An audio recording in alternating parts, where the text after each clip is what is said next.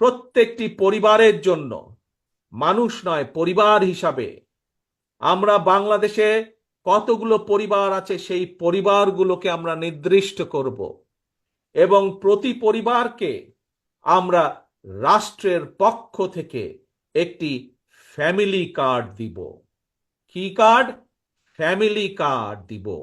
এখন জিজ্ঞেস করতে পারেন এই ফ্যামিলি কার্ডটি কি? এই ফ্যামিলি কার্ডটি হবে সেই পরিবারের মায়ের নামে বা সেই পরিবারের যে গৃহিণী থাকবেন তার নামে এই ফ্যামিলি কার্ডটি হবে। রাষ্ট্রের পক্ষ থেকে আমরা গ্রাম থেকে শুরু করে থানা জেলা পর্যায় পর্যন্ত আমরা প্রত্যেকটি পরিবারকে চেষ্টা করব একটি পরিবারের মাসিক যে প্রয়োজনীয় খাদ্যদ্রব্য যেগুলো প্রয়োজন তার মধ্যে কিছু সংখ্যক খাদ্যদ্রব্যের একটি নির্দিষ্ট পরিমাণ সহযোগিতা করার জন্য, যাতে করে প্রত্যেকটি পরিবারের উপরে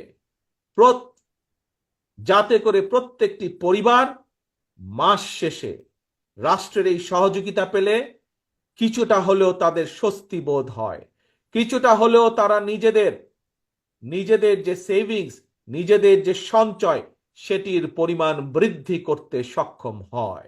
এবং তার ফলে এই সহযোগিতাটা যদি আমরা কয়েক বছর ধরে চালু রাখতে পারি তাহলে আমি বিশ্বাস করি বাংলাদেশের গ্রামের পরিবারগুলো, গ্রামের মানুষগুলো সচ্ছলতার একটি পর্যায়ে উঠে আসতে সক্ষম হবেন। অর্থাৎ রাষ্ট্র সরাসরিভাবে প্রত্যেকটি পরিবারের পাশে রাষ্ট্রের সামর্থ্য অনুযায়ী প্রত্যেকটি পরিবারের পাশে দাঁড়ানোর চেষ্টা করবে, তাদেরকে সহযোগিতা করার চেষ্টা করবে, তাদেরকে সাহায্য করার চেষ্টা করবে, যাতে করে তারা স্বাবলম্বী হয়ে উঠতে পারে।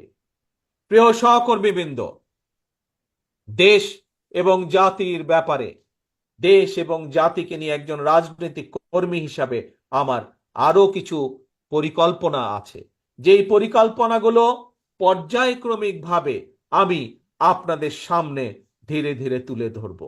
আজ একটি পরিকল্পনার কথা আপনাদের সামনে তুলে ধরলাম, ফ্যামিলি কার্ড।